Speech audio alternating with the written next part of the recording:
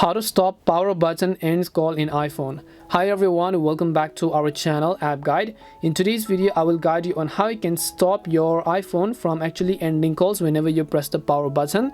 So make sure to watch the video till the end. Now in order to stop your iPhone from ending calls whenever you press the power button accidentally, what you want to do is just go ahead and then open the settings application, and then once you launch the settings app, you want to simply navigate to the option that says accessibility, and then you want to go to touch. Once you go to touch, what you want to do is you simply want to make sure to turn on this toggle that says prevent lock to end call. So what it says is that even if you are on a call and you happen to press the power button accidentally, it's not going to end the call. Now just for the demo purpose, I'll also go ahead and then give a call to this iPhone right over here and then show you guys if I press the power button, the call is not going to get ended.